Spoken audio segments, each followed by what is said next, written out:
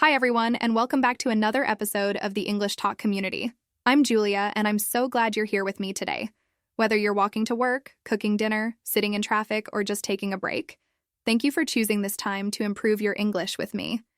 You're part of a global community of learners who all have something in common: the desire to speak, understand, and connect more confidently in English. Let me ask you something.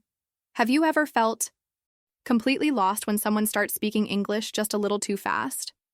Maybe it's at work, or when you're traveling, or even in a movie. You catch a few words, but suddenly the sentence is over, and you're still trying to figure out the beginning. Or maybe you understand the words, you know the vocabulary, but when it's time to respond, nothing comes out. Your brain feels frozen, or you start translating in your head, and by the time you're ready to speak, the moment has passed. If that sounds familiar, trust me, you are not alone. In fact, that's exactly what we're going to talk about today: how to improve your English listening and communication skills in real-life situations.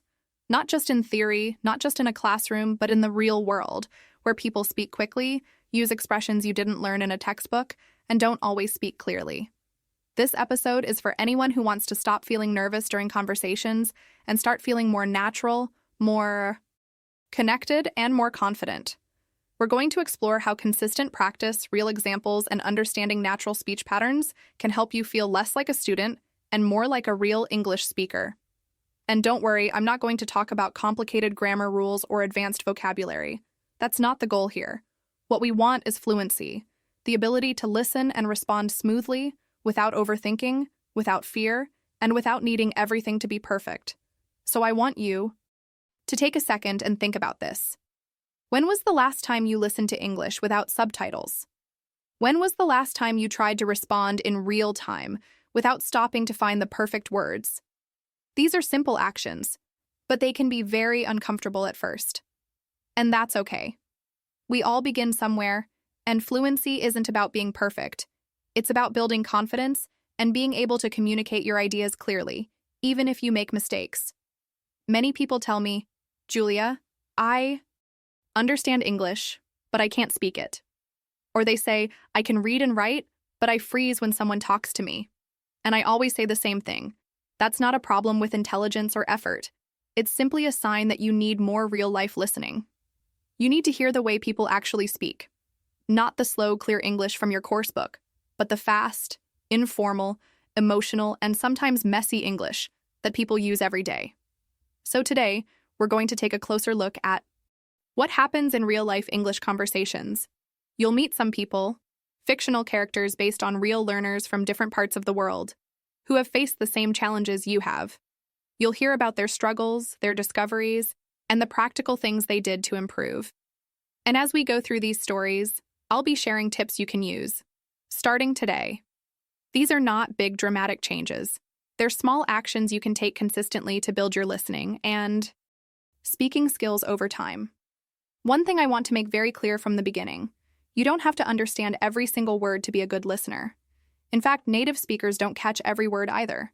They listen for the important parts, they notice tone and emotion, and they use context to understand the meaning. That's what fluent speakers do. And you can learn to do that too. If you've been focused on grammar or vocabulary for a long time and still feel stuck when it's time to talk or listen, this episode is for you. And if you've ever finished a conversation and thought, "I wish I could have said something," then you're definitely in the right place. I want you to feel encouraged today, because what we're about to discuss will help you make real progress, not just in your listening, but in your confidence as a communicator. So before we dive in, I want to ask you one more question, and I want you to really think about your answer. Are you practicing English in a way that reflects real conversations? Or are you spending most of your time reading, writing, and memorizing? There's nothing wrong with those things. They're important. But they don't train your ears and your brain to respond in real time. If you want to feel more confident in real-life situations, then your practice has to include real-life language. That's what this episode is all about: helping you bridge that gap between classroom English and real-world communication, helping you feel more ready, more relaxed, and more fluent when English becomes part of your daily life. Let's take a moment and talk honestly about something that almost every English learner struggles with: listening in real life. I mean, truly listening. Not in a controlled classroom setting, not with perfectly clear audio from a textbook, but in real, messy, unpredictable, fast, and emotional conversations. Because let's be honest, that's where most learners feel the most lost. You've probably experienced it. You sit in a class, you understand your teacher. You read along with audio tracks. You answer questions about a dialogue from your course book, and you feel pretty good about your listening skills. But then, you travel, or you join an online meeting, or someone talks to you at work or on the street, and suddenly, it's like your brain just shuts down. You know English. You've studied for years. So why is it so hard to understand what people are saying? The answer is not that your English is bad. It's not that you haven't studied enough. It's actually very simple. And it's something that most traditional language classes don't teach very well. The problem is that real-life English doesn't sound like textbook English. Not even close. What we learn in school is usually clear, slow, and carefully structured. But when people speak naturally, they don't speak like that. They speak fast. They mix words together. They use informal expressions, change their tone depending on how they feel, and they don't always finish their sentences. Real conversations are full of incomplete thoughts, pauses, laughter, emotion, and rhythm that textbooks can't really capture. And that's what makes listening so hard. One of the biggest reasons why listening feels so difficult in real situations is what we call natural speech patterns. This means the way people actually talk when they're not reading a script or speaking slowly for learners. Natural speech patterns include everything from connected speech, where words blend together, to reductions, where parts of words are dropped or shortened. It also includes intonation, how the voice rises and falls, and the pace or speed of the conversation. These patterns are completely normal for native speakers, but they often feel like a foreign language to learners who are used to slower, clearer English. Let me give you an example. In a textbook, you might learn the question, "What are you going to do today?" But in real life, someone might say, "What you gonna do today?" And if you've never heard that before, it sounds like a completely different sentence. Your brain might try to find words in there, but you can't catch anything. It's frustrating. Not because the words are wrong, but because they're following a natural rhythm that you haven't practiced enough. This happens a lot with everyday phrases. Think about how often people say gonna, wanna, gotta, or even just yeah, instead of yes. These aren't slang. They're just natural. They're the result of people speaking quickly and efficiently, and once you start recognizing these patterns, you'll realize they appear all the time, in every conversation, at work, in movies, in songs, in casual chats, and if you're not used to them, it's like trying to listen through a thick fog. You hear the sounds, but you can't make sense of them fast enough to respond. Another part of this challenge is the emotional tone behind the words. In real life, people don't just say words. They express feelings. They use sarcasm, humor, excitement, or frustration. And all of that comes out through the way they speak. Not just what they say, but how they say it. If you only focus on the vocabulary, you might miss the whole meaning of the conversation. For example, if someone says, "Great job," with a happy tone, that's one meaning. But if they say, "Great job," with a flat or annoyed voice, that could mean the opposite. Natural speech is full of this kind of nuance, and that's another reason why listening is so complex. Think about how different people speak. Someone from New York sounds different from someone from Manchester. Someone from Toronto has a different rhythm than someone from Cape Town. Even within the same country, accents and styles can change dramatically, and all of these variations affect how you hear and understand English. That's why listening practice needs to go beyond classroom materials. You need exposure to real voices from real people, in real situations. Now, I want you to reflect a little. When you practice listening, what kind of English are you hearing? Is it always the same kind of voice? Is it always slow and clear? Is it something that was made for students? If the answer is yes, that's a good place to start. But it's not enough to prepare you for the real world. To truly improve your listening, you need to challenge yourself with real conversations. Not because they're easy, but because they're honest. Because they show you what English actually sounds like when it's alive. And here's something else to consider. When you're in a real conversation, You don't have time to stop and replay the audio. You don't get to pause the person or ask them to repeat slowly in perfect grammar. You have to listen, think, and respond, sometimes all in just a few seconds. That's why learning how to catch the rhythm, the flow, and the emotional tone of speech is just as important as knowing the words themselves. In fact, sometimes it's even more important. When people tell me they struggle to understand English speakers in real life, I always ask them, how often are you listening to real people? Not recordings made for learners, but podcasts, interviews, or spontaneous conversations. Because if you only train your ears to hear slow, clean English, then fast, natural English will always sound like noise.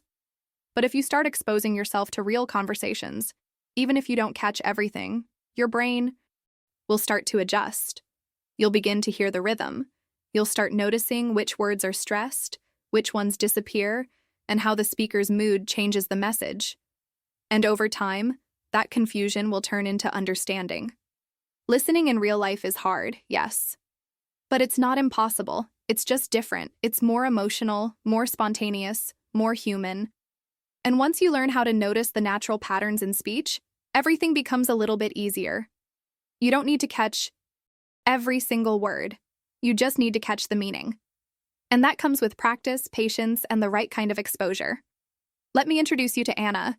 She's from Krakow, Poland, and like many of you, she spent years studying English before she ever had to use it in a real conversation. In school, Anna was one of the best students in her English class. She could read long texts, pass grammar tests, and even write essays with few mistakes.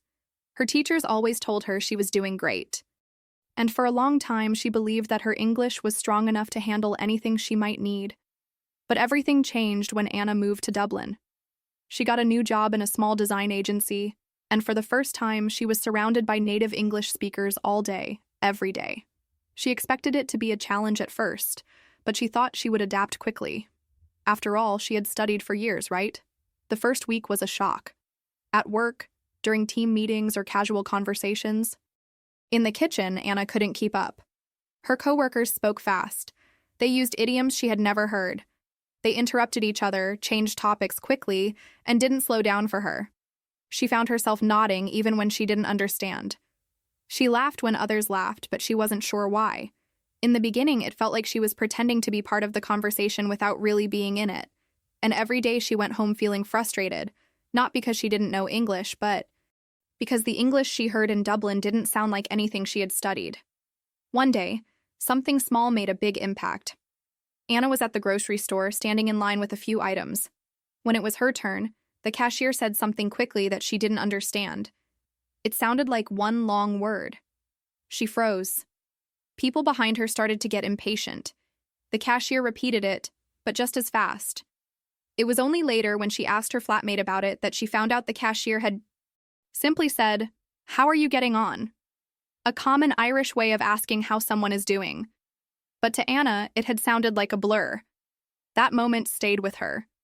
She realized she had spent years preparing for written tests, but she hadn't trained her ears. She didn't know how people really spoke. She could understand movies with subtitles, but without them, it was hard to catch full sentences. And in real life, there are no subtitles. There's no time to pause or replay what someone just said. You have to react in the moment. At first, Anna blamed herself. She thought, maybe I'm not as good at English as I thought. But that wasn't true. Her English wasn't the problem. The problem was that she had never practiced with natural speech. She had learned the language, but not how people use it in real life. She hadn't heard the rhythm, the shortcuts, the emotional expressions, or the pauses that native speakers use without thinking. So she decided to make a change. She stopped focusing on grammar books for a while and started training her listening in a new way. Every morning, while getting ready for work, she listened to short English podcasts from real people, not ones made for students, but ones where people had natural conversations. At first, she only understood bits and pieces, but she made it a habit. She listened to the same episodes 2 or 3 times, not to translate every word, but to get used to the flow. She started paying attention to how people linked their words, how they changed their tone when they were excited or annoyed, and how often they used common expressions instead of formal language. She also changed how she approached conversations. At work, instead of pretending to understand everything, she started asking small questions like, "Sorry, what was that last part?" Or, "Can you say that again a little slower?" She realized that most people were happy to help as long as she was honest. And little by little, her confidence began to grow. She started to notice phrases she had heard in podcasts showing up in real conversations. She started catching jokes. She even started joining in. There was a moment, about 3 months after she started this new approach, when she was chatting with a colleague during lunch. He was talking quickly, joking around, and suddenly Anna responded with a joke of her own. He laughed. She laughed. And it hit her. She hadn't been translating in her head. She had just spoken, naturally, in rhythm with the conversation. It wasn't perfect, but it didn't need to be. She was part of it. She was communicating. Anna's story is a powerful reminder that knowing English and using English are not the same thing. She had all the vocabulary she needed. What she didn't have was exposure to natural speech. She needed to hear how real people talk in real situations. She needed to let go of the idea that she had to understand every word to follow a conversation, and she needed to give herself permission to be imperfect while she figured it out. Now, Anna still lives in Dublin. She still listens to English every morning, and she still learns new expressions almost every day. But she no longer feels like an outsider in conversations. She's part of the flow. She's part of the culture. And the most important thing she learned is that fluency isn't about speaking fast or perfectly. It's about connection. It's about being able to respond, to share, to understand the feeling behind the words, and to enjoy the moment without fear. When Anna first arrived in Dublin, she felt pretty confident about her English. After all, she had spent years preparing. She had studied grammar rules, memorized vocabulary lists, and even passed several English proficiency exams. Her reading was strong. Her writing was organized. And she believed that all the hours she had spent watching English series with subtitles would help her understand native speakers with no problem. But things didn't go the way she expected. Her first real conversations in Ireland were confusing, and she often felt lost, even when the topic was simple. So, like many learners, Anna tried to fix the problem by doing more of what she already knew. She thought, maybe I just need to listen more. She started watching more shows on Netflix, British series, American sitcoms, Irish dramas. She always kept the subtitles on in English, thinking this would help her connect what she saw with what she heard. It felt productive, and sometimes it was fun. She could follow the stories, enjoy the characters, and even write down some new expressions. But when she went back to work or tried to talk to someone at the store, she still couldn't follow what people were saying in real time. This is such a common experience. You spend time watching content in English, but when someone speaks to you face to face, it feels like a different language. That's exactly what happened to Anna. She began to notice a strange gap between her passive understanding and her active communication. In other words, she could understand what was being said in a movie scene with subtitles. But when someone said something similar in real life, without subtitles, without a perfect microphone, with a different accent, it just didn't land the same way in her brain. She started feeling frustrated. She asked herself, why isn't this working?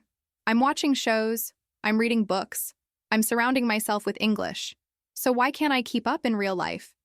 And this is where she started to learn an important lesson. The tools she was using were not bad, they just weren't enough on their own. Watching series with subtitles helps you understand English visually. It helps you connect written words with spoken ones. But it doesn't fully prepare you for fast, informal, emotional conversation. One of the things Anna didn't realize at the time was that TV shows and books, while helpful, often use a slightly more polished version of language. Characters on TV usually speak more clearly than people in real life. They don't interrupt each other as often. The audio is edited to be clean, the background noise is controlled, and the dialogue is written by professional writers who choose words very carefully.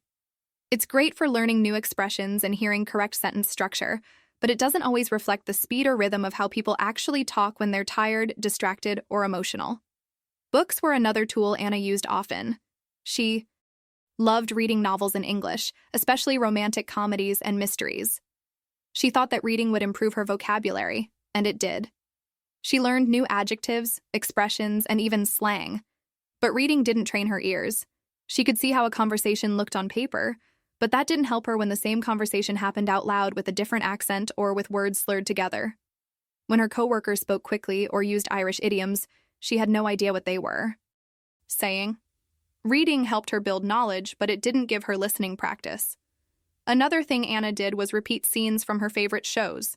She would pick a short scene and try to repeat what the characters said, matching their pronunciation and rhythm. This felt helpful at first, especially when she focused on American series where the accents were more familiar.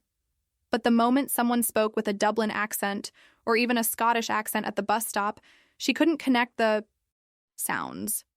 She realized that her practice was too limited. She was training her ear to one specific style of English, and when she stepped outside of that style, everything sounded unfamiliar. The same thing happened when she used language learning apps. They gave her clean, slow recordings of sentences with a perfect voice and no background noise. That kind of English is comfortable. It's easy to understand, but it can also be misleading because it doesn't reflect how messy and fast real speech can be. Anna started to notice that when someone asked her a basic question in a different tone or rhythm, her brain needed extra time to process it. She understood the words, but the delivery confused her. And in real life, you don't get that extra time. At one point, Anna tried to push herself harder by watching series without subtitles. She thought that if she forced herself to listen more actively, she would improve. But all that happened was that she got tired. Without the visual support of subtitles, she missed key details in the story. She couldn't always tell who was speaking or what they were reacting to, and even though she understood some words, she didn't feel confident. It was like trying to watch a movie underwater. Everything felt blurry and distant. The truth is, Anna was doing what most learners are told to do. Read more. Watch more. Surround yourself with English. And those things do help, but only if you also train for the kind of English that exists outside the EU classroom. Anna didn't realize how much local accents and natural speech rhythms could affect her understanding. She wasn't prepared for how people dropped parts of words, used emotion, or blended phrases together. She knew English on paper. She even knew it in clean audio. But she didn't know it in real, unscripted conversation. And that's where the gap was. This kind of frustration is incredibly common. You feel like you're doing everything right, but you still struggle in everyday situations. You listen, but you don't really hear. You read, but you can't respond in real time. And after a while, that gap can feel like failure. But it's not failure. It's just the wrong kind of input for the skills you're trying to develop. Anna thought watching TV with subtitles would be enough, but it didn't teach her how to recognize words spoken quickly, emotionally, or with an unfamiliar accent. And it didn't help her respond on the spot in a natural way. She realized she had to change how she was learning, not because what she was doing was useless, but because it wasn't active enough. It wasn't preparing her for the sounds, the speed, or the rhythm of real communication. She needed to train her ears, not just her eyes. She needed to experience how English feels when it's spoken in a normal, unpolished way, and she needed to stop blaming herself for not understanding something she had never truly practiced. One day, after yet another exhausting shift at work where she struggled to follow the lunchroom conversations, Anna sat down at home and thought, there has to be a better way to practice. She wasn't ready to give up, but she knew that simply watching more TV or reading more books wasn't going to fix the problem. She needed to understand the kind of English people around her were actually using, the quick, messy, real-life version. She remembered a casual conversation she'd had earlier that day with two colleagues from the stockroom. They were laughing about something, and she had caught maybe 3 words. Later, one of them had kindly explained the joke, and Anna realized she did know all the words. They were just spoken so quickly and with such an unfamiliar rhythm that her brain hadn't been able to catch up. That's when she had the idea. The next morning, during a quiet moment at work, Anna asked one of her coworkers, a woman named Sarah from Cork, if she could record some of their conversations. She explained it was for her own learning. Nothing formal, just a way to train her listening. Sarah was kind and said yes. In fact, she even offered to help Anna find other short clips of Irish English speakers online that she could mix into her routine.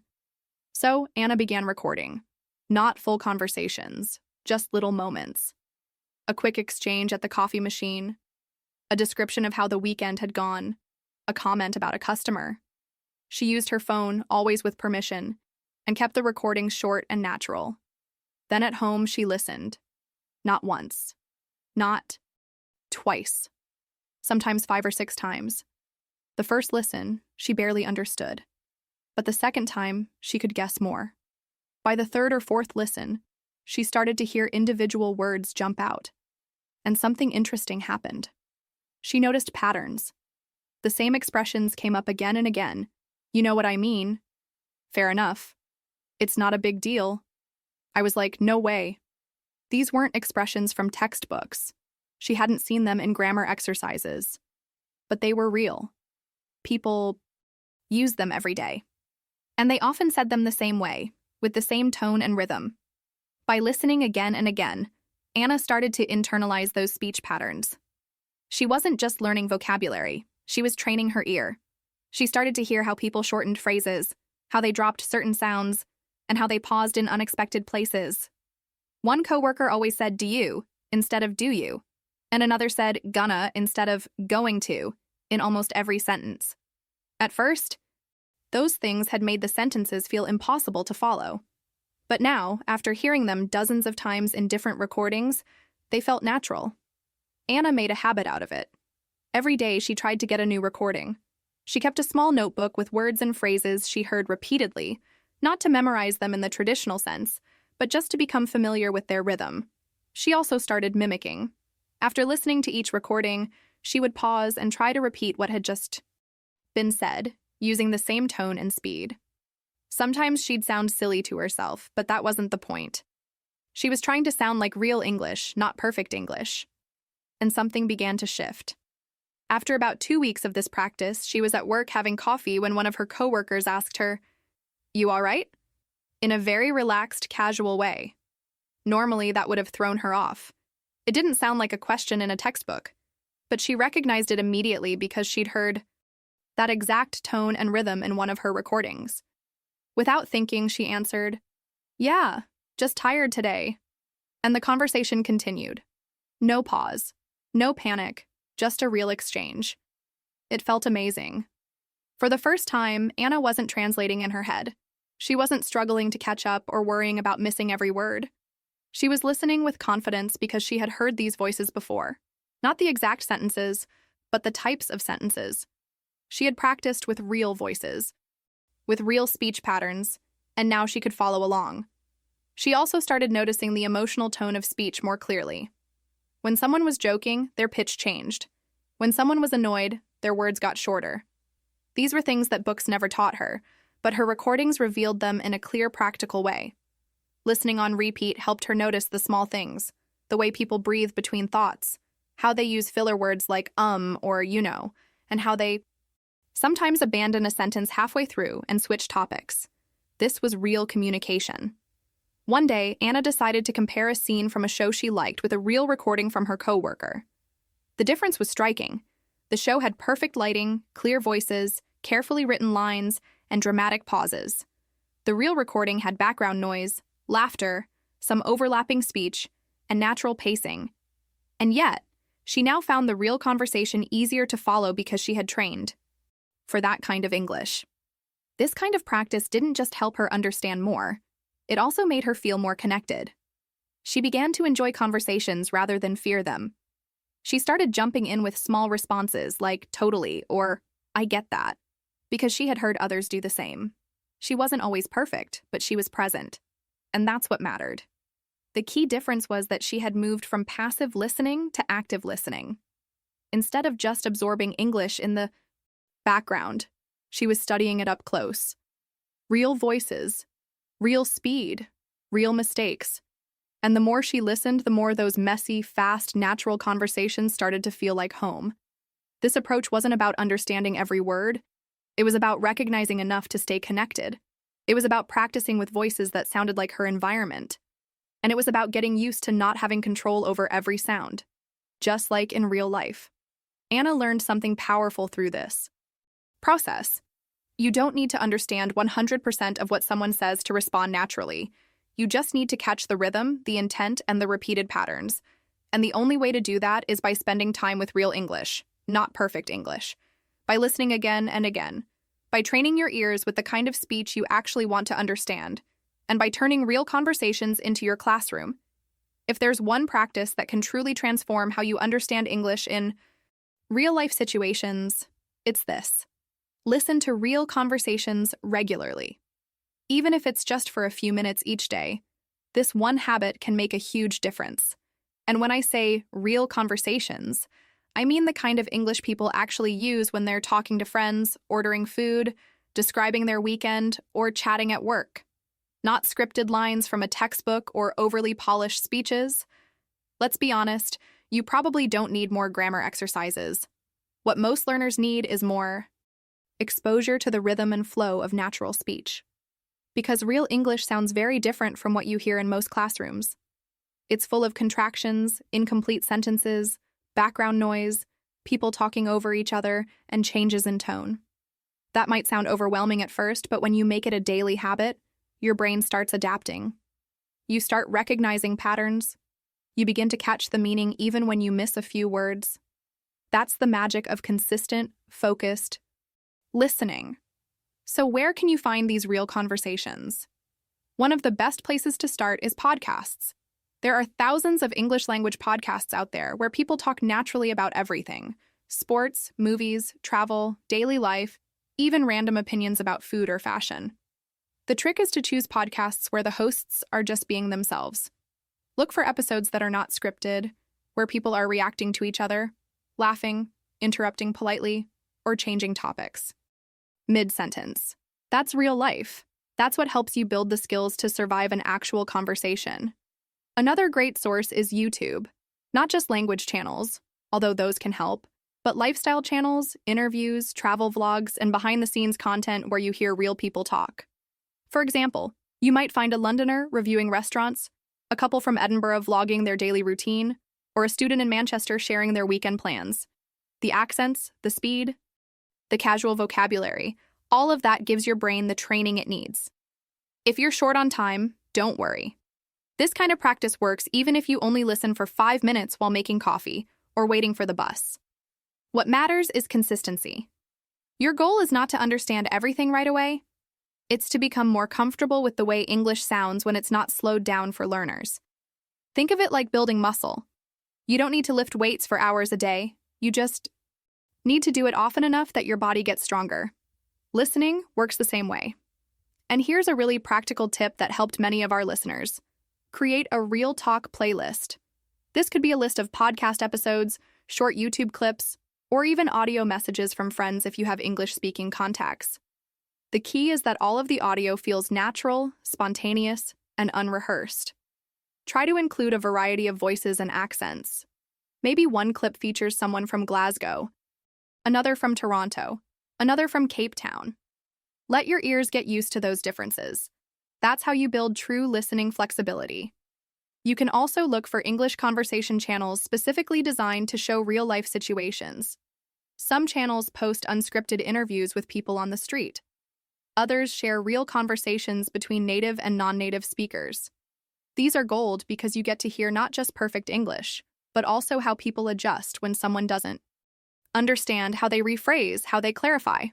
That's a part of communication too. If you live in a city where English is spoken, you have another powerful resource: public spaces. I'm not suggesting you eavesdrop on people, but just being present in places like coffee shops, parks, or public transport gives you a chance to hear how people talk. Pay attention to short exchanges. How do they greet each other? What kind of small talk do they make? What expressions do you hear again and again? Now, I know that not everyone has access to native speakers in person, and that's okay. The internet has made it easier than ever to surround yourself with English. But remember, don't just listen passively. Choose moments in your day when you can really focus, maybe while walking, cooking, or commuting. Try to catch a few specific phrases. Pause and repeat what you hear. Make a mental note of how something was said. You don't have to write everything down. The goal is to tune your ears, not to memorize every word. Sometimes people ask me, Julia, how can I know if the English I'm listening to is useful or not? That's a great question. Here's the answer. If it sounds like something someone would actually say in real life, then it's useful. If it helps you imagine yourself in a real conversation, then it's good. If it includes hesitation, filler words like or like, and everyday expressions, then it's exactly what you need. That kind of messy, unpredictable speech is what prepares you for success outside the classroom. One more thing, don't be afraid of speed. At first, real conversations may feel fast and impossible to follow.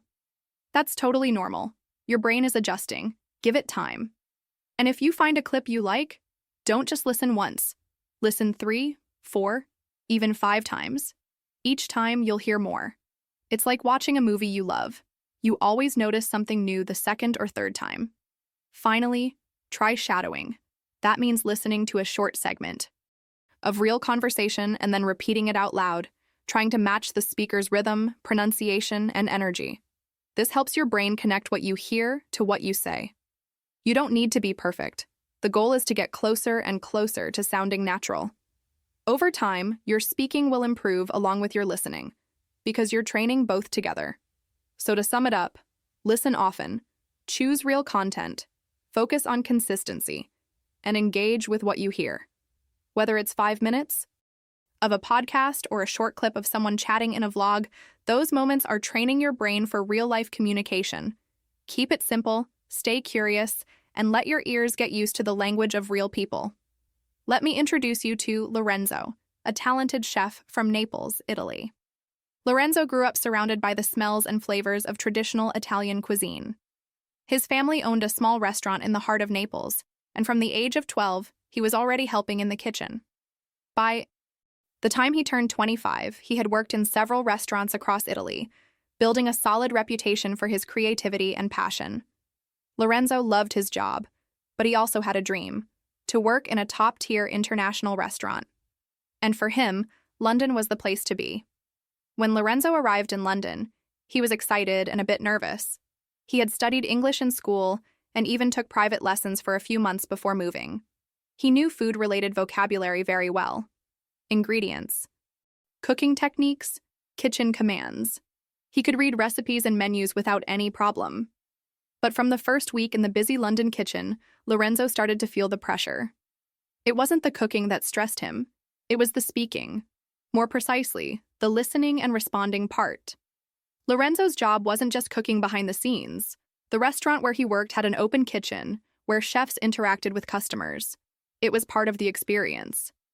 Guests would sometimes approach the counter, ask questions, make requests, or compliment the food. The pace was fast. People spoke quickly, casually, and often with different accents. Some spoke softly, some joked while ordering, and others used slang Lorenzo had never heard before. He told me that during his first few weeks he would freeze when someone made a quick comment or asked for something that wasn't on the menu. Not because he didn't know the words, but because he couldn't process them fast enough. He understood English on paper, but spoken English in real time, with all its speed, variations, and informal expressions, that was a different story. One night, a customer approached and said something like, "Hey mate, can I get that pasta without the mushrooms and maybe a bit more of that spicy sauce, you know what I mean?" Lorenzo smiled, nodded, and said, "Yes, of course." But the truth was, he didn't catch the full request. He was too embarrassed to ask again. The plate went out wrong. The customer wasn't upset, just a bit surprised. But for Lorenzo, it felt like a disaster. He started to worry about every interaction. He felt like he wasn't fast enough, not sharp enough. And this started to affect his confidence. This is something I hear often from learners. You understand English in general. You even feel comfortable reading or watching shows with subtitles. But when it comes to quick, natural conversation, especially in a work setting, you freeze. That's exactly what happened to Lorenzo. He wasn't a beginner. He knew vocabulary. He could write emails in English. But in real time, with the pressure of a busy kitchen and native speakers throwing in expressions like "a bit more of this" or "hold the that," he felt lost. Lorenzo also mentioned how different accents threw him off. In one day, he could hear a colleague from Liverpool, a waitress from Glasgow, a supplier from Birmingham, and a manager from New York. Each one spoke English differently. Some used idioms, some dropped sounds, some spoke incredibly fast. And while Lorenzo tried his best to keep up, he often found himself nodding along, not because he understood everything, but because he didn't want to look confused. There's a kind of invisible pressure in these moments. People expect you to understand right away, especially in fast-paced environments. But when your brain is still translating, still adjusting to different sounds and rhythms, it's hard to respond naturally. That's what Lorenzo was facing.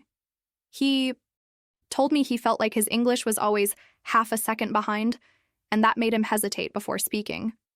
Sometimes, by the time he was ready to respond, the conversation had already moved on. But here's something important. Lorenzo didn't lack intelligence or effort.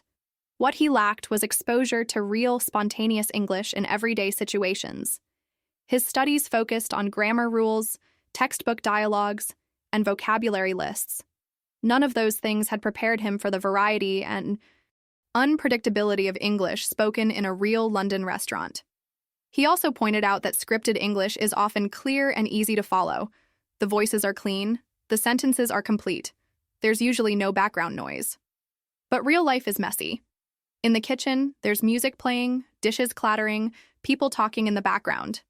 And on top of that, customers speak fast, often with unique phrases like, "Can you swap this out?" or "Just chuck a little extra cheese on top." That kind of language doesn't appear in most language apps or school exercises. So Lorenzo found himself in a situation many of you may relate to. You know the words. You understand the grammar. But when it comes to real-time listening and speaking, especially under pressure, it all feels too fast. You can't catch the meaning fast enough to respond. And that delay, that hesitation, creates a barrier between you and the person you're speaking to. What's powerful about Lorenzo's story is that it highlights a very common and very human experience. Understanding a language is not just about knowing words. It's about being able to process those words quickly and respond in real time. That's something most learners don't get enough practice with. And it's not your fault. It's the way most language learning is structured. It focuses on correctness instead of communication, on rules instead of reactions. For Lorenzo, the frustration was real. He wanted to be friendly. He wanted to connect with customers and coworkers. But he felt like he was stuck behind a wall of hesitation. He told me that sometimes he would replay conversations in his head hours later, thinking, "Oh, that's what they meant," or "That's how I could have answered." That delayed understanding is a sign that your brain can get there. It just needs more real-world practice, more natural listening, more consistent exposure. Lorenzo's story reminds us that fluency is not about perfection. It's about participation. It's about building the ability to stay in the moment and respond, even when you don't catch every word. And that begins by listening to how people actually speak, not just how they're taught to speak in a classroom. Now that you know about Lorenzo's struggles, let's talk about how he turned things around. The great news is that Lorenzo found a way to break through his listening and speaking challenges. It wasn't magic, and it wasn't an overnight fix, but with a simple daily routine, Lorenzo started to see real improvement. After a few weeks of feeling frustrated, Lorenzo decided he had to do something different. He couldn't keep relying on textbooks or formal lessons that didn't prepare him for real-life conversations. He needed to find a way to practice the English he would actually use every day in the fast-paced environment of the restaurant. So Lorenzo came up with a strategy that might surprise you because it's incredibly simple but very effective. He began recording audio clips of the orders he received at the restaurant. Whenever a customer would ask for something, whether it was, "Can I get that pasta extra spicy?" or "I'd like the fish with no sauce," Lorenzo would quickly record what they said on his phone. It wasn't about getting every word right in the moment. It was about capturing the sound and the speed of the conversation. This was a huge step for him because it allowed him to hear the English exactly how it was spoken, without the pressure of responding right away. At first, this practice felt a bit strange to him. He was used to thinking of English as a language to read or write, but now he had to hear it actively and process it in real time. However, he stuck with it, and over time, he realized how valuable this practice was. By recording the audio of these fast, real conversations, he could slow them down when listening at home. He could replay the clips as many times as he needed, focusing on how the sentences were structured, and more importantly, how people actually said things. After he recorded the orders, he would listen to them repeatedly. But here's the key. Instead of focusing on memorizing each word or trying to understand every detail perfectly, he focused on repeating the sentences out loud. He didn't worry about sounding exactly like the speaker or getting every vowel right. What mattered was flow. Lorenzo repeated the phrases several times, trying to match the rhythm, intonation, and speed of the native speaker. He was aiming for fluency, not perfection. This is such an important point for all of us. When you're learning a language, fluency is often far more important than perfect grammar or flawless pronunciation. Fluency means you can keep up with the conversation without hesitating too much, without struggling to find the right words. Fluency is about communicating easily and confidently, and the only way to improve fluency is to practice speaking, not just listening. So, Lorenzo's daily routine became something he looked forward to. Every evening after his shift, he would sit down at home, play back the recordings, and speak along with the audio. Sometimes he would challenge himself by trying to say the sentences even faster, to match the natural pace of the conversation. Other times, he'd repeat the same sentence multiple times, focusing on sounding as natural as possible. It wasn't about getting every word right, it was about making the sentences sound normal, like the way a native speaker would say, them. This practice, which seemed simple at first, had a massive impact on his ability to respond in real time. He started to recognize the common phrases used in the restaurant, things like, "Can I get a table for two?" or "What's your special today?" These were repeated over and over, and after a while he found that he didn't have to think so hard about them. They started to feel automatic. But what's even more fascinating is that Lorenzo didn't just improve his speaking skills. His listening skills got better too. By hearing the sentences multiple times and repeating them out loud, he began to understand more of what his colleagues and customers were saying during the busy shifts. As he practiced, his brain started to adjust to the natural flow of the language. He could predict how a sentence would end, or what the speaker might say next. It's like his brain was connecting the dots, forming patterns, and this helped him feel more confident when speaking with customers or fellow staff members. Here's something else Lorenzo did that really helped him. He didn't just focus on the language used at work. He also recorded everyday conversations. For instance, if he was ordering his coffee or talking to someone on the bus, he would record short exchanges. This was a way for him to get exposed to different accents and informal speech. The more variety, the better. It wasn't just about learning the language of the restaurant. It was about understanding how people from different backgrounds speak English in different contexts. In the beginning, he made mistakes. He sometimes misheard things or had trouble keeping up with the fast pace. But every time he practiced, he improved. Every time he listened to his recordings, he learned something new about how English was used in real conversations. This made him less afraid of making mistakes because he realized that the point wasn't to be perfect. It was to improve and keep practicing. That shift in mindset was crucial for his progress. This daily routine didn't take up hours of his time. It was something he could do while preparing dinner, while commuting, or during a break at work. The key was consistency. Lorenzo made listening and speaking part of his everyday life. It wasn't a special activity he did once in a while. It was a habit, like brushing his teeth or drinking his morning coffee. And this is exactly how most people improve their listening and speaking skills in real-life situations, by integrating small, manageable activities into their daily routines. Lorenzo also found that, as his confidence grew, he started engaging more with his colleagues. He felt less hesitant to join in on conversations during lunch breaks or ask questions when he didn't understand something. He wasn't afraid of looking silly anymore because he knew that the more he practiced, the better he would get. And this shift in mindset was just as important as the daily practice. Language learning is as much about confidence as it is about knowledge. When you feel confident, you're more likely to take risks and try speaking in real-life situations. Lorenzo's simple routine wasn't about using the most advanced techniques or studying grammar in depth. It was about making English a part of his everyday life and practicing consistently in a way that was relevant to his work and his daily interactions. By recording, listening, and repeating, he was able to break down the barrier of hesitation and, over time, became much more confident in his ability to understand and speak English naturally. Now let's dive into another powerful tip that can really help you improve your English listening and speaking skills. Repeating phrases out loud and focusing on the intonation, pauses, and rhythm of natural speech. This is something I've seen help so many learners, including Lorenzo, as well as countless others who want to speak more naturally in English.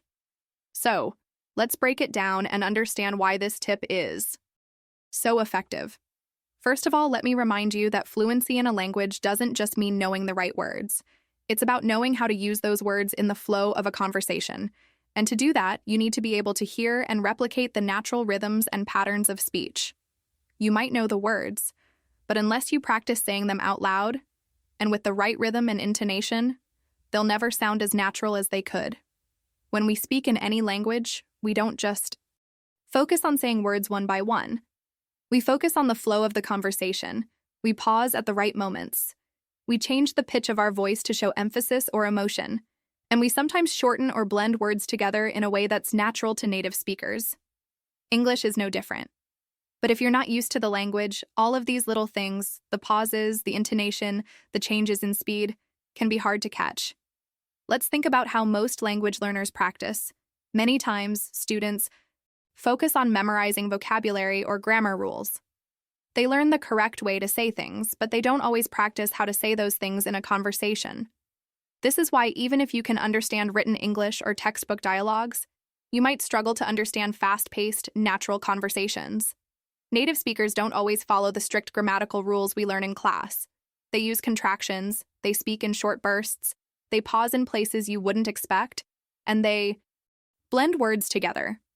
For example, in normal conversation, you'll often hear things like, "What do you want to do?" becomes, "wanna do." "I'm going to see her later" becomes, "I'm gonna see her later." "Did you eat yet?"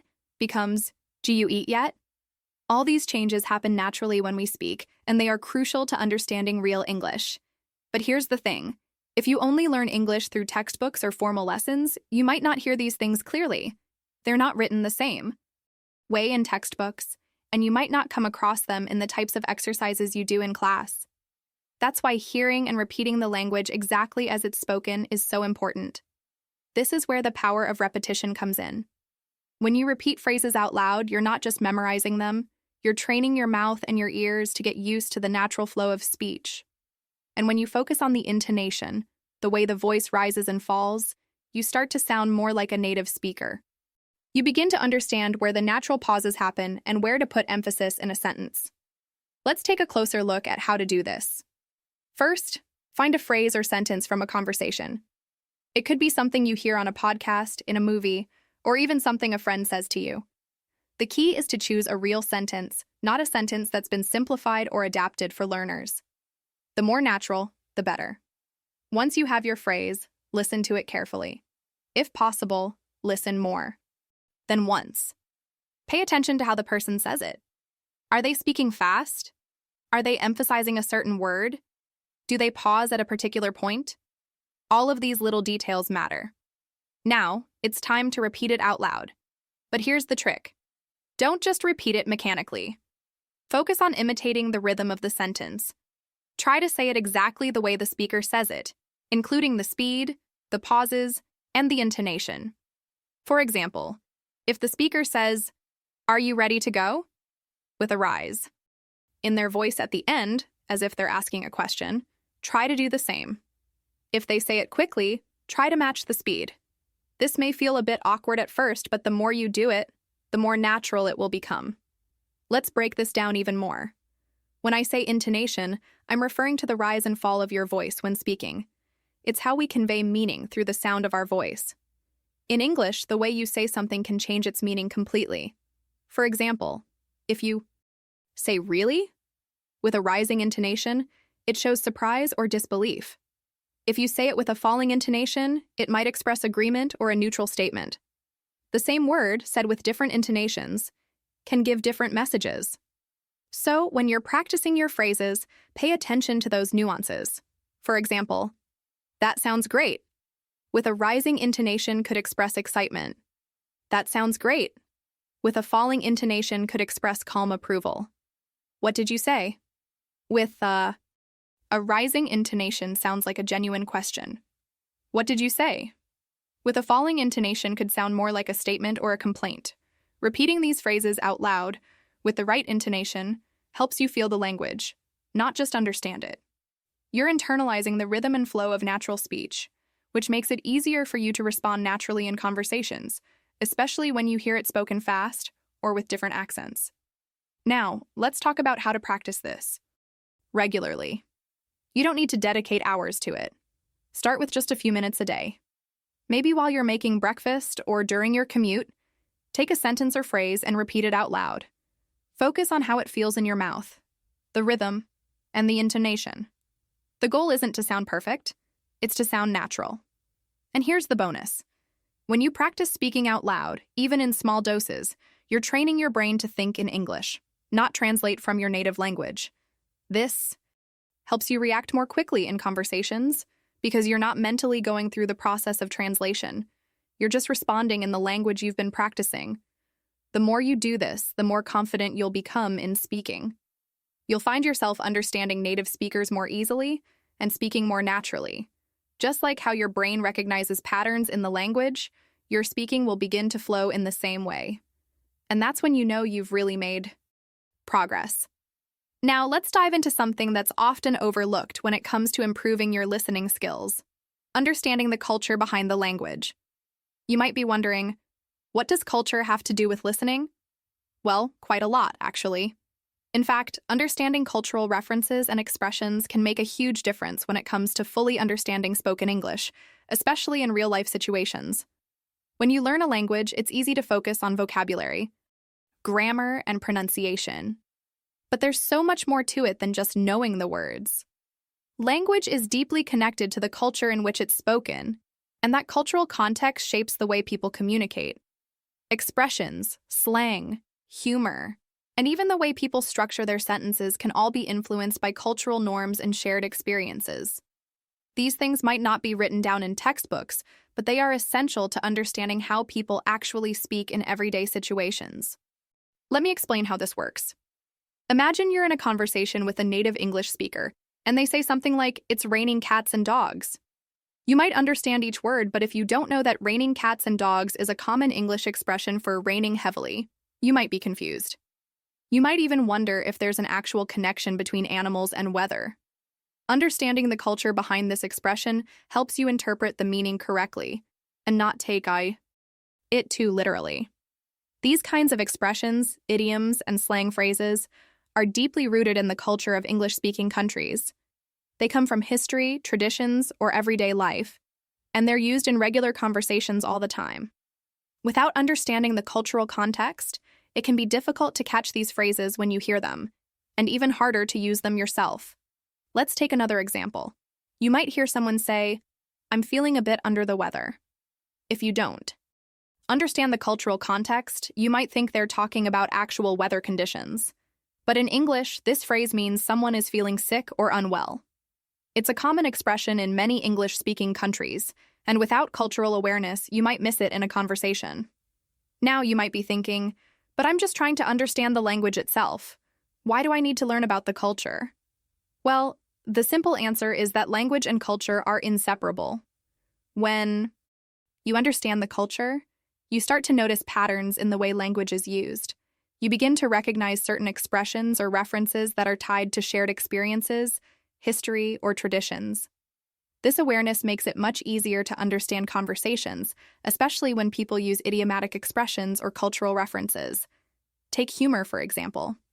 Humor is another area where culture plays a big role in communication. In many English-speaking countries, people use humor in casual conversations to lighten the mood or make a point. However, humor can be very culturally specific. What's funny in one country might not make sense in another. For instance, British humor is known for being dry and sarcastic, and it can be difficult for someone who's not familiar with British culture to understand. On the other hand, American humor tends to be more direct and sometimes exaggerated, which can also be confusing if you're not used to it. So, understanding cultural differences in humor can help you recognize when someone is joking, being sarcastic, or using humor to emphasize something. Cultural references also show up in conversations in subtle ways. For example, in the US, people often make references to sports, especially American football. You might hear someone say, "Let's call an audible," which means they want to change a plan or make a quick decision. If you're not familiar with American football, you might not get the reference right away. But understanding The sports culture gives you the context you need to interpret the expression. Similarly, in the UK, people often reference well-known historical figures or events that might not be as familiar to someone from another country. These references shape the way people communicate and can influence how much of a conversation you can understand. Cultural awareness also plays a role in understanding politeness, social norms, and how people approach conversations. In some cultures, people are very direct, while in others, indirect communication is the norm. For example, in many English-speaking cultures, people tend to value directness in communication. If someone says, "Can you help me with this?" they usually expect a straightforward response. However, in other cultures, people might be more indirect, using phrases like, "I was wondering if you could help me with this," or, "Would it be possible for you to help me?"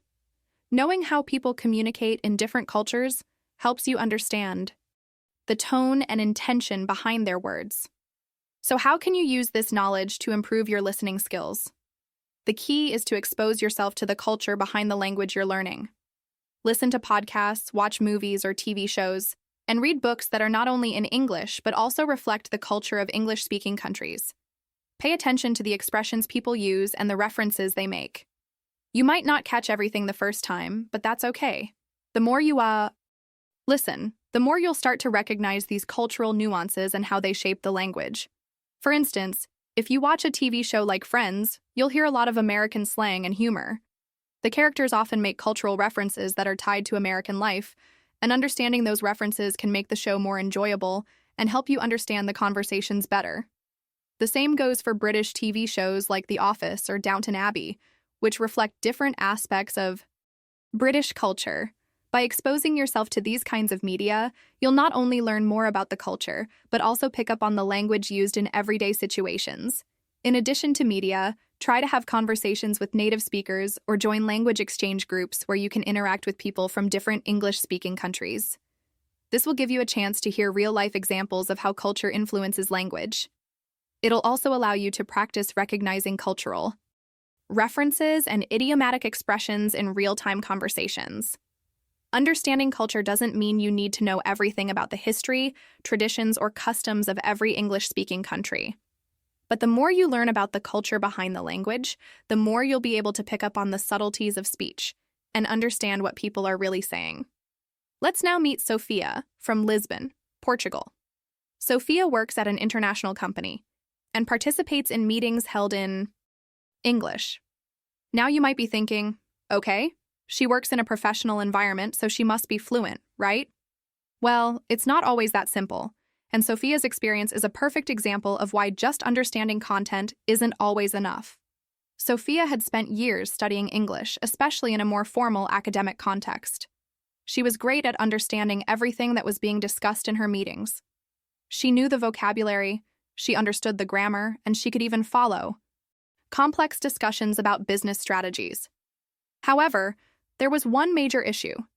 She didn't know when or how to jump into the conversation. In many of her meetings, she felt like an outsider, just listening, without being able to contribute in a meaningful way. This might sound familiar to some of you, right? You understand what people are saying, but when it comes time for you to speak, you freeze. You might know exactly what you want to say, but you're unsure about the timing or the right moment to speak. Maybe you're worried about interrupting someone, or perhaps you're unsure if what you want to say is relevant to the conversation. In Sophia's case, the problem wasn't that she lacked the knowledge or the language skills to participate. She simply didn't feel confident in the flow of the conversation. She struggled with timing, knowing when it was her turn to speak, and how to introduce her ideas without disrupting the conversation. Sophia often felt like the meetings were moving at a fast pace, and by the time she was ready to speak, the conversation had already moved on to another topic. Now, you might wonder, why does this happen even when you understand everything in a conversation? Well, the answer lies in how language is used in real-time communication. There's a rhythm to conversations that goes beyond the words themselves. It's about understanding the flow of dialogue, reading the room, and knowing when it's your turn to speak without interrupting or sounding out of place. For Sophia, this was the big challenge. She could follow the conversation, but she couldn't seem to find her place in it. And this is a very common problem for many English learners, especially those who are working in international environments or are surrounded by native speakers. Just because you can understand the language doesn't mean that you automatically know how to participate in a conversation. This brings up an important point. Listening isn't just about hearing the words.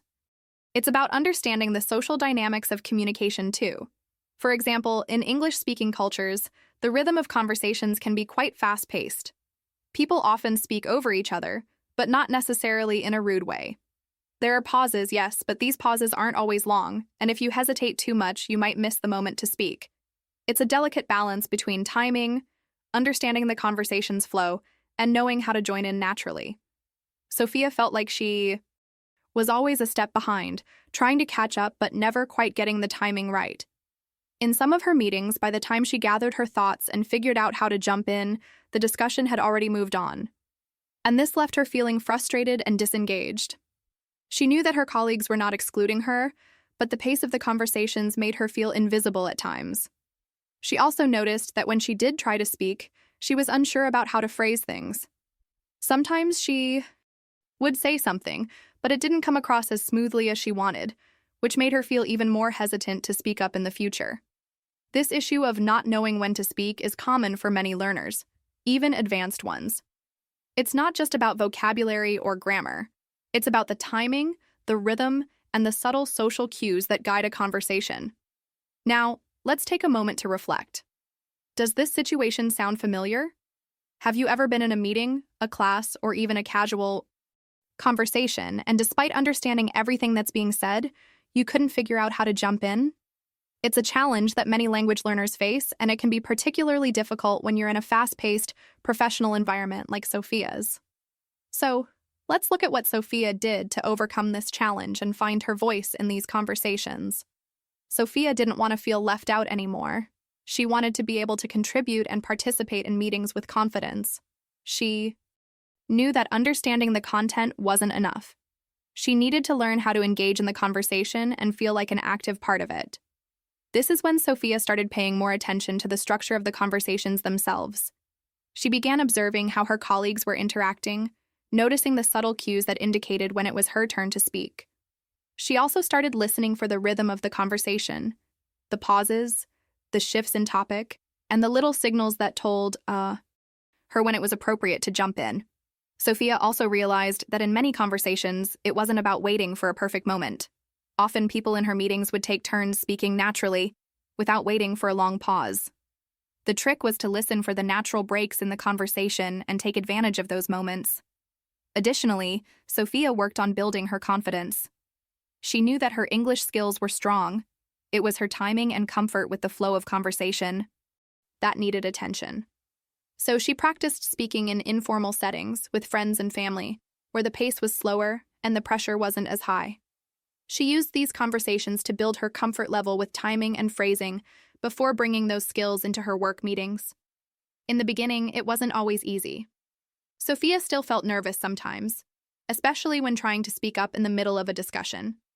But with practice, she started to notice a difference. She became more aware of when to speak, and her confidence grew. She realized that it wasn't about speaking perfectly. It was about finding the right moment to contribute, and doing so in a way that felt natural and comfortable for her.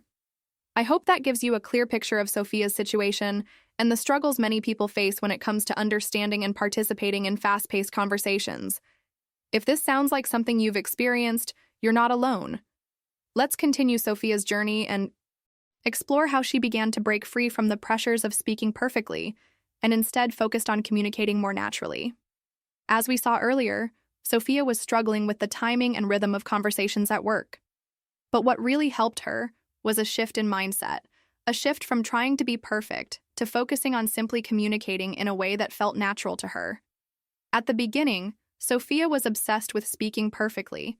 She was constantly translating things in her head, thinking about grammar, and stressing over choosing the right word. It's something a lot of learners do, especially when they're in a professional or high-pressure setting. You want to sound flawless, but the more you try, the more it can hold you back from truly connecting with others. Sophia realized that this focus on perfection was one of the main things that made her hesitate when it was time to speak. Every time she thought about speaking up in a meeting, her mind would race with doubts. Am I using the right word? Is my sentence grammatically correct? What if I make a mistake? These thoughts would slow her down, and by the time she was ready to say something, the conversation had already moved on. But then, something changed. Instead of aiming for perfection, Sophia decided to focus on speaking naturally, just like her colleagues did. She stopped trying to translate everything in her head before speaking, and started to pay more attention to the way people actually spoke in real conversations. She began listening closely to the phrases and expressions that her colleagues used. These weren't perfect sentences or textbook phrases, they were simple, straightforward, and easy to understand.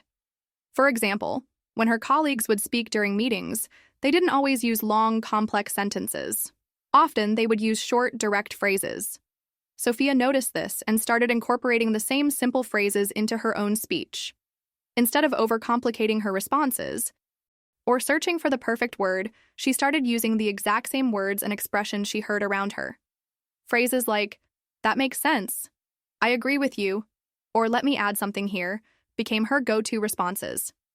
By using these phrases, Sophia didn't need to think too much about what to say next. She could simply focus on engaging in the conversation, rather than stressing over how to phrase her thoughts perfectly. And guess what? The more she practiced using these simple, natural phrases, the more comfortable she became in the conversation. Another key shift that helped Sophia was her new approach to speaking. She stopped worrying so much about grammar. Now, I want to be clear here. It's not that grammar is unimportant, but it's about knowing when it's okay to let go of perfection in favor of natural communication. Sophia started to realize that in real-life conversations, especially in a fast-paced work environment, people often didn't care too much about whether her sentence was perfectly structured. What mattered most was that she was actively participating and contributing to the discussion. This shift in mindset didn't just help Sophia sound more natural in her meetings, it also helped her feel more confident. She no longer felt like she had to impress her colleagues with complicated vocabulary or flawless grammar. Instead, she just focused on being present in the moment and sharing her thoughts in a way that felt comfortable and authentic. One of the things Sophia noticed as she made this change was that she started feeling more connected to her colleagues. When she stopped overthinking her speech and simply communicated more naturally, she found that the flow of the conversation felt smoother. She was no longer waiting for the perfect moment to speak. Instead, she was jumping in when it felt right, using the simple, natural phrases she had learned from listening to others. And here's the thing. By focusing on speaking naturally, Sophia actually improved her fluency. She started speaking with more ease, and as a result, she felt more engaged in the meetings. The more she used simple, natural phrases, the less she hesitated when it was her turn to speak. Her colleagues also started responding positively to her contributions, which reinforced her confidence. It became a cycle of improvement. The more she participated, the better she felt, and the more naturally she could speak. But how can you apply this to your own learning? First, think about the conversations you hear around you, whether it's at work, in a social setting, or even in movies and TV shows. Pay attention to the way native speakers communicate. Are they using long, complex sentences? Or are they often using short, direct phrases? Do they focus on getting every word perfect, or are they just focused on getting their point across? Chances are they're focusing more on communication than on perfection, and that's exactly what you need to focus on as well. Instead of worrying about using big words or complicated sentences, start incorporating simple, natural phrases into your own conversations. Focus on getting your ideas across clearly, rather than stressing about the technical aspects of the language. For example, let's say you're in a meeting at work, and you want to agree with someone. Instead of trying to come up with a complicated response, you could simply say, "I agree with that," or "That makes sense to me." These phrases are simple, but they show that you understand the conversation and are actively participating. Another example. Maybe you're in a social setting and someone asks for your opinion. Instead of worrying about whether your answer is grammatically perfect, just say something like, "I think that's a great idea," or "I feel the same way." These are short, natural phrases that will help you engage in the conversation without feeling overwhelmed.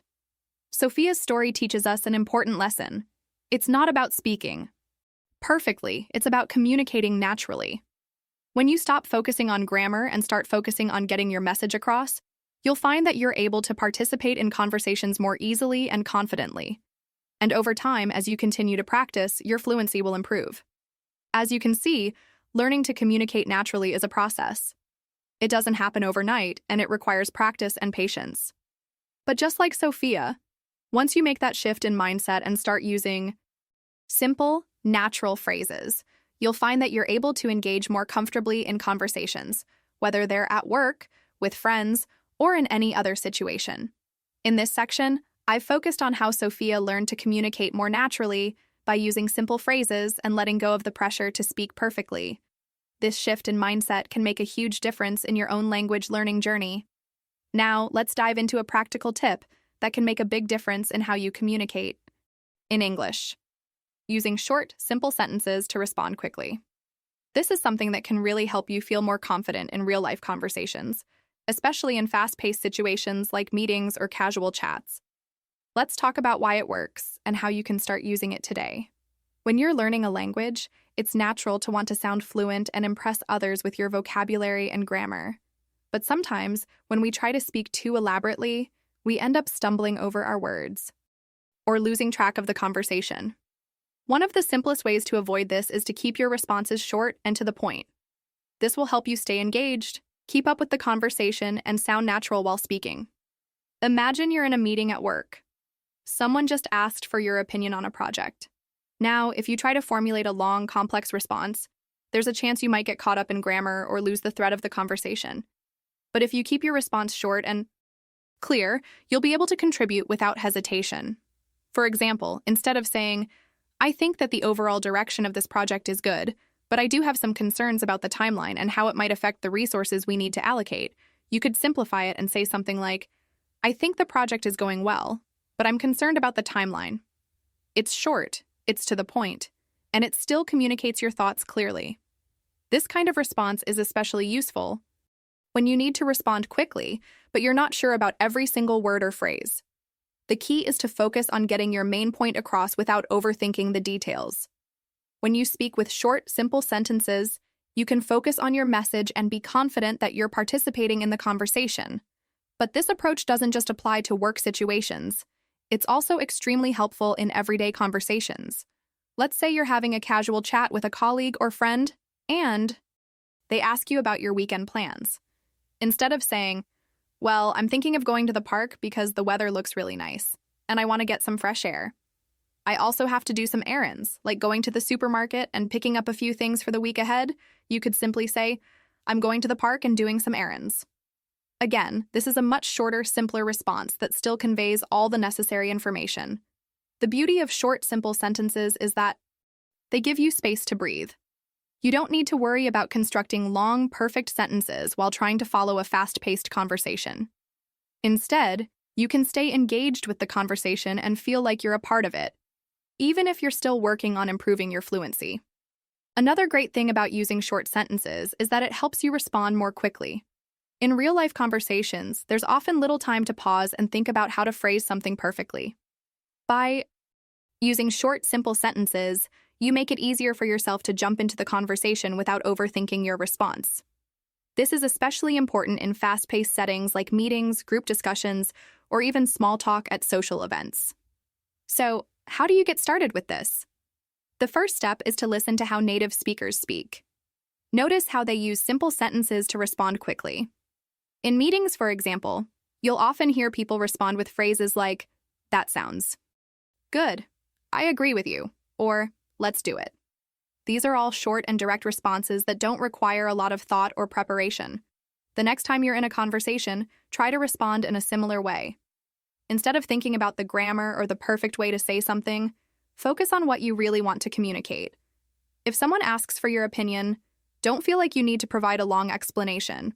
You could say, "I think that's a great idea," or "I'm not sure, but I'll think about it." These short, simple sentences are clear. They keep the conversation flowing, and they help you sound confident. Here are a few more examples to help you get the hang of using short, simple sentences. If someone asks, "How's your day going?" instead of saying, "It's been a bit of a hectic day, but I managed to finish a few important tasks and I'm feeling a bit relieved now," You could respond with, "It's been good, thanks. How about you?" If a colleague says, "What do you think of the new project proposal?" Instead of saying, "I think it's a solid proposal, but there are a few aspects that I would change, particularly regarding the budget allocation and the timeline," you could simply say, "I think it's a great start, but I have a few suggestions." If someone asks, "Can you help me with this task?" instead of saying, "Sure, I'd be happy to help you with that. Let me just finish what I'm doing, and I'll come over in a few minutes," you could say, "Yes, I'll be right over." These responses are short and simple, but they still get your message across effectively. They're easy to say, and they're much easier to understand in a fast-moving conversation. Of course, there are times when a longer response is necessary, especially when you need to explain something in more detail. But in many situations, short, simple sentences are the best way to go. They help you stay engaged, respond quickly, and contribute to the conversation without overthinking. Now, I know that some of you might be thinking, "But what if I don't know how to say something in a short sentence?" Don't worry. The key is to keep practicing. As you listen to more real conversations and pay attention to how people speak, you'll start to recognize common phrases and expressions that you can use in your own conversations. The more you practice using short, simple sentences, the more natural it will feel. One last thing to keep in mind: it's okay to make mistakes. The goal here is to communicate, not to be perfect. If you make a small mistake or forget a word, that's fine.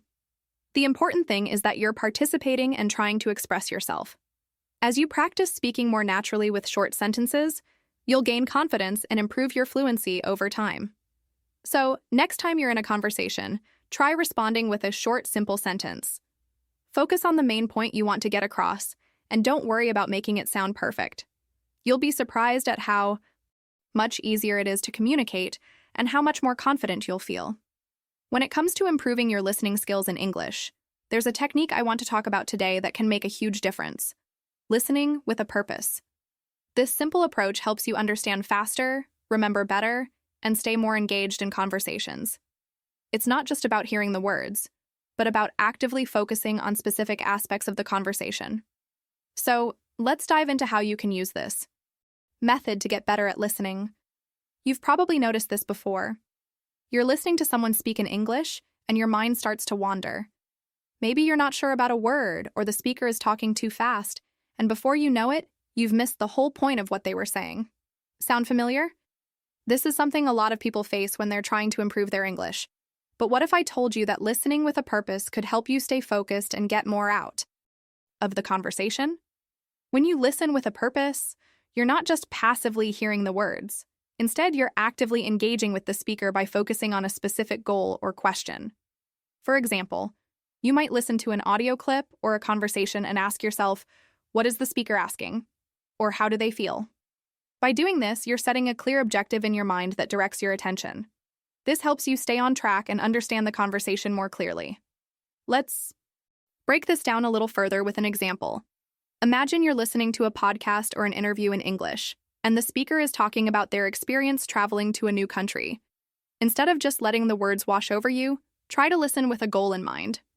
For instance, ask yourself, what is the main message the speaker is trying to convey? Or, what specific details is the speaker sharing about their experience? By focusing on these questions, you're listening with intention, which helps you retain the information better and understand the conversation more deeply. When you listen with a purpose, it also helps you filter out the unnecessary details. In real-life conversations, people often speak quickly and include a lot of extra information that may not be important to you. If you're listening just to get the main idea, you won't get lost in all the little details. You'll know exactly what to focus on, which helps you process the information more efficiently. Now let's take a look at another example, this time in a more everyday situation. Imagine you're at the grocery store, and someone is giving you directions to find a specific item. Instead of just hearing the directions without thinking too much, try to listen with a purpose. Ask yourself, what exactly is the person telling me to do? Or, how can I follow these instructions to find what I need? By listening in this way, you're not only understanding the directions, but also actively engaging with the speaker to make sure you're following their guidance correctly. Listening with a purpose can also help you improve your ability to understand different accents. Accents can sometimes make it harder to catch every word, especially if you're not used to a particular way of speaking. But if you listen with a clear objective, like understanding the main message or identifying key phrases, you can overcome some of the challenges that accents present. This approach will help. You focus on the important words and phrases, even if you miss a few in between. So, how can you apply this technique to your daily practice?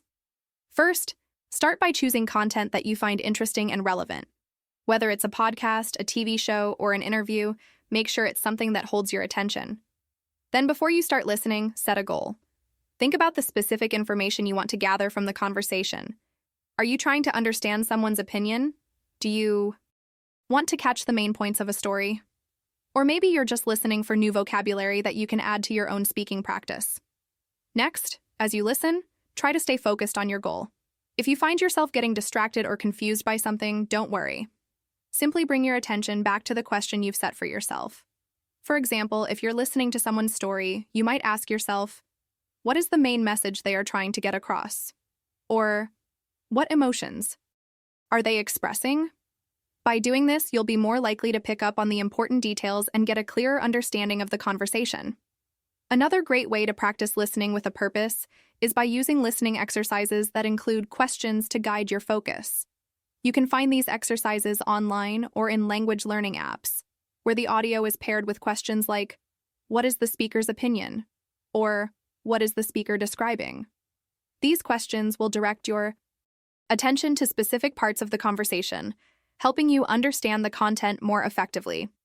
You can also create your own exercises by listening to audio clips and coming up with your own questions to answer afterward. Listening with a purpose is also a great way to improve your listening speed. In real-life conversations, people don't always speak slowly or clearly, and sometimes you'll need to process information quickly. By practicing purposeful listening, you're training your brain to focus on key information and process it faster. Over time, this will help you keep up with faster conversations and understand spoken English more easily. One important thing to keep in mind is that listening with a purpose is a skill that takes time to develop. At first, it might feel a bit challenging, especially if you're not used to listening actively. But the more you practice, the more natural it will become. You'll start to notice that you understand conversations more quickly, and you'll be able to remember important details better. As you keep practicing, you'll also find that you feel more confident in your listening ability, which will motivate you to keep improving. Lastly, listening with a purpose doesn't just help you understand spoken English better, it also helps you become a better communicator. When you listen with intention, you're more likely to pick up on the speaker's emotions, tone, and body language. This allows you to respond more thoughtfully and connect with the speaker on a deeper level. For example, if you notice that someone is upset or frustrated, you can adjust your response to show empathy and understanding. This makes your conversations more meaningful and helps you build stronger connections with others. So, in summary, listening with a purpose is a powerful technique that can help you improve your listening skills, remember information better, and understand conversations more quickly. By setting clear goals, focusing on specific aspects of the conversation, and practicing regularly, you'll become a more confident and effective listener in English. Start using this technique today and see how it helps you get more out of your English practice. One of the best ways to truly improve your English listening skills is to approach each practice session with a clear goal in mind. It might sound simple, but this small change can make a big difference in how you absorb the language and engage with real-world conversations. That's what we'll focus on today: setting a specific listening goal every time you practice. Now, you might be wondering, why is this so important? Well, think about it for a second. If you're just listening to something in English without any clear purpose, it's easy to lose focus or get distracted by all the details. But when you set a specific goal, your brain automatically knows what to focus on. You're not just listening to the words, you're actively trying to understand something specific in the conversation, whether it's a new expression, the speaker's tone, or the overall message they're trying to convey. Let me give you an example. Imagine you're listening to an interview in English. Instead of just pressing play and hoping to catch every word, set a goal before you start. Maybe your goal is to learn a new expression or phrase that the speaker uses. When you listen with that goal in mind, you'll be more likely to notice interesting vocabulary or phrases that you can add to your own speaking and writing. You might hear a phrase like, get the ball rolling, and instead of just letting it pass, you'll remember it and make a mental note to use it in your conversations. Another goal you might choose could be understanding the speaker's intonation or tone. English speakers use intonation, the rise and fall of their voice, to convey meaning, express emotions, or signal the end of a thought. This is a crucial part of understanding spoken English, but it can be tricky for learners to pick up. When you focus on intonation as your goal, you'll be more aware of how the speaker's voice changes and what that might mean. For example, if someone says something with a rising tone at the end of their sentence, it might signal a question or uncertainty. Being able to identify this helps you understand the speaker's intentions more clearly and respond in a way that feels natural. A different listening goal could be to understand the speaker's intention or the purpose behind their message. Is the speaker telling a story, giving advice, or making an argument? Understanding their intention is key to fully grasping the meaning behind their words. For instance, if you're listening to a business meeting, you might set a goal to understand the main point the speaker is trying to make, whether it's a request, an idea, or an opinion. This helps you focus on the most important information in the conversation and makes it easier to follow along. Choosing a batisay listening goal also helps you filter out unnecessary details. Real-life conversations often include a lot of background noise, filler words, and off-topic comments. Without a clear goal, you might get distracted by these details, and it can be harder to understand the main message. But when you set a goal, for example, understanding the speaker's main argument, you know what to focus on and can ignore the less important parts of the conversation. So how do you set these listening goals? It's actually pretty easy, and you can do it before every practice session. First, think about what you want to achieve. Do you want to learn new vocabulary? Are you trying to understand a specific accent? Or maybe you want to practice picking up on the speaker's emotional tone. Whatever it is, make sure it's clear and achievable. Let's look at an example of how this might work. Imagine you're watching a YouTube video of a person talking about their experience living in another country. Before you hit play, think about what you want to focus on. Your goal could be to understand the speaker's attitude about their experience. Are they excited?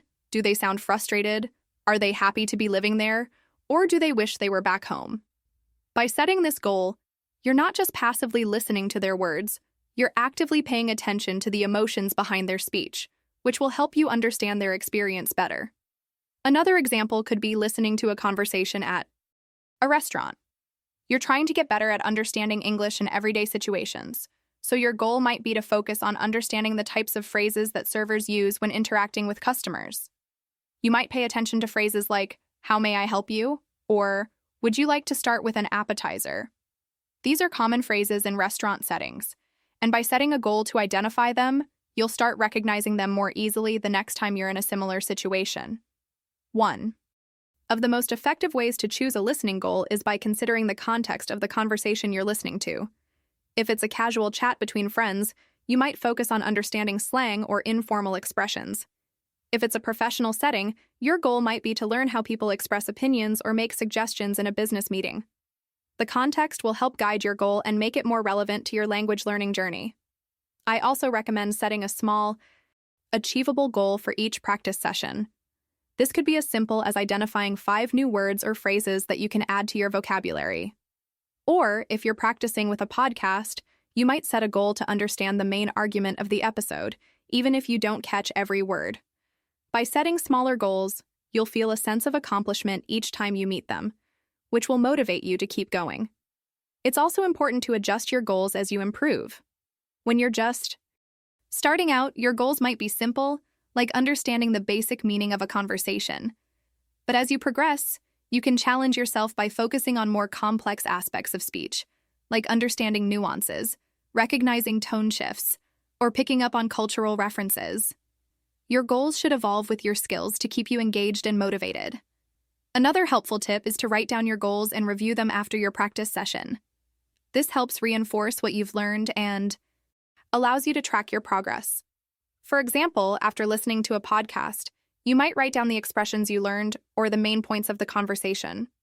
This not only helps with retention, but also gives you a chance to reflect on your listening habits and adjust your goals for next time. Lastly, setting a listening goal every time you practice helps you stay focused. Without a goal, it's easy to zone out or feel like you're not making progress. But by having a clear objective in mind, you turn your practice sessions into more intentional and productive activities. Whether you're listening to a conversation, a podcast, or a movie, you'll be able to identify key takeaways and feel confident that you're improving.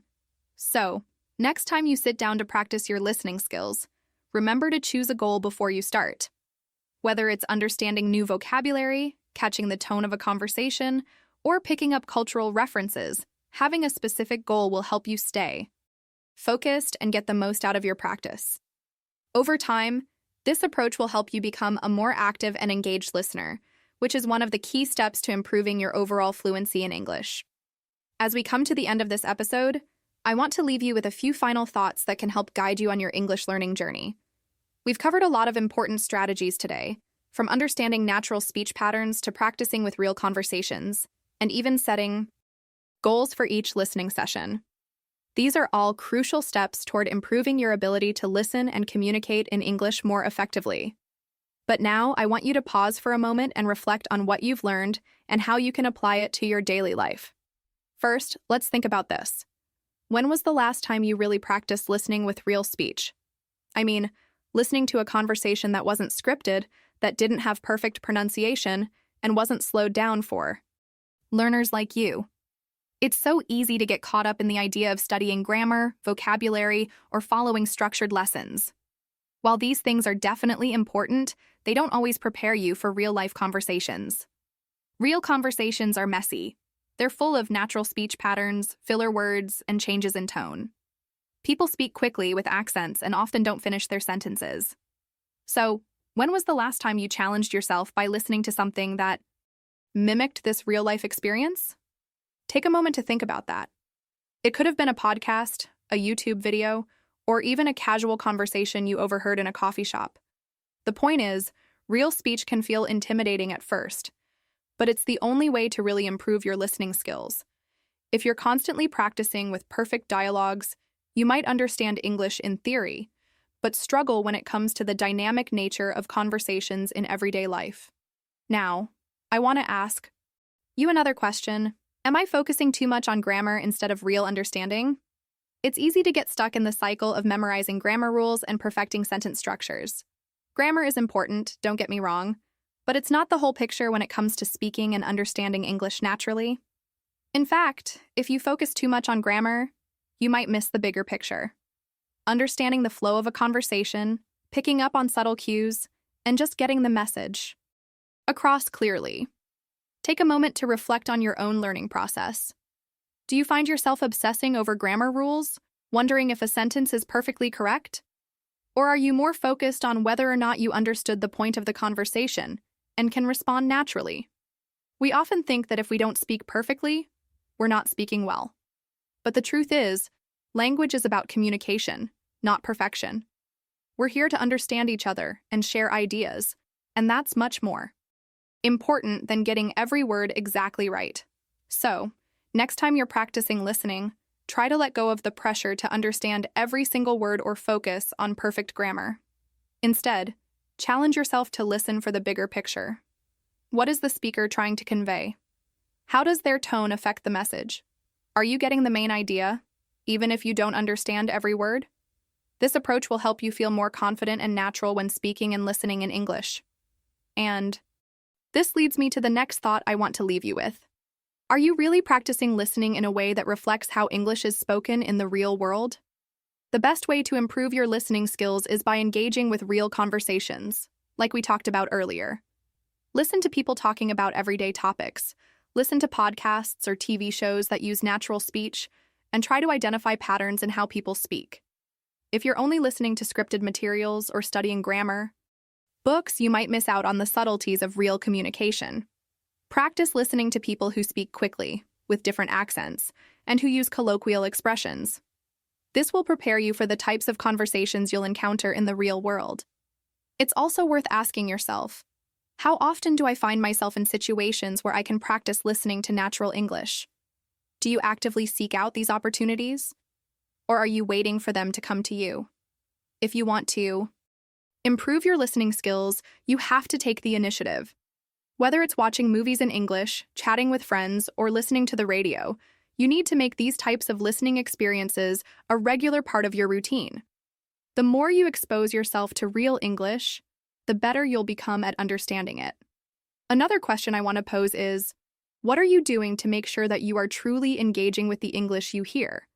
Are you just listening passively, or are you actively trying to understand the key points, the tone, the rhythm of the speech? Being an active listener is key to improving your comprehension. Don't just let the words pass by. Engage with them. Try to think about what the speaker is saying and why they're saying it. Focus on the purpose behind their words and the message they want to convey. And finally, I want you to ask yourself, how much am I practicing speaking alongside listening? Remember that listening and speaking go hand in hand. When you listen to conversations, make sure you're also speaking. Try to repeat sentences you hear, or practice using new vocabulary you pick up. Speaking is the best way to reinforce your listening skills. The more you speak, the more you'll feel comfortable with real-life English conversations. And the more you listen, the better you'll be at picking up the nuances of speech, which will, in turn, improve your ability to respond naturally. As you reflect on these questions, think about how you can change your approach to learning English. Could you focus more on understanding the real meaning behind conversations, rather than just memorizing vocabulary? Could you listen more actively and set goals for each listening practice session? Could you stop worrying so much about grammar and start focusing on real communication instead? The key is to remember that learning English is a journey. It's not about getting everything right all the time, but about improving little by little, day by day. So, take a moment now to reflect on your learning process and think about how you can continue to make progress. Are you ready to challenge yourself in new ways? Are you ready to engage with English more naturally and confidently? As we reach the final moments of today's episode, I want to leave you with a simple message. Consistency is key. I know that learning a language, especially one as complex as English, can sometimes feel overwhelming. But here's the truth. The more you practice, the more you'll improve. It's not about perfection, it's about progress. Each small step you take toward understanding and speaking English will bring you closer to fluency. So, if you're feeling frustrated or if you think you're not improving as quickly as you'd like, I want you to remember this. Everyone's journey is different. Fluency doesn't happen overnight. It takes time, and that's completely okay. What matters is that you're putting in the effort. Every time you listen to a real conversation, every time you repeat a phrase, and every time you actively engage with the language, you're getting better. It's these small, consistent actions that will pay off in the long run. I know it's easy to get discouraged, especially when you encounter challenges. Maybe you don't understand everything right away, or maybe you find it hard to respond quickly in conversations.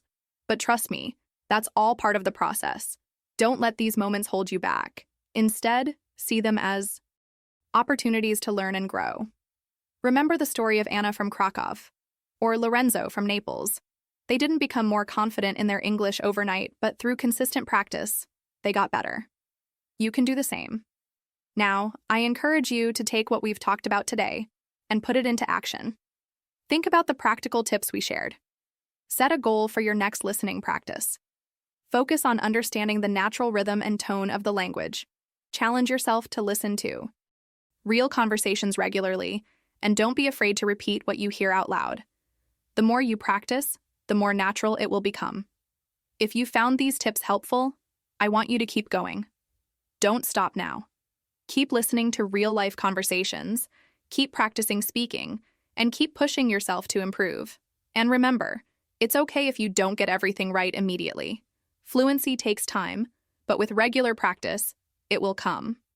Also, I'd love for you to reflect on the questions we discussed today. When was the last time you practiced listening with real speech?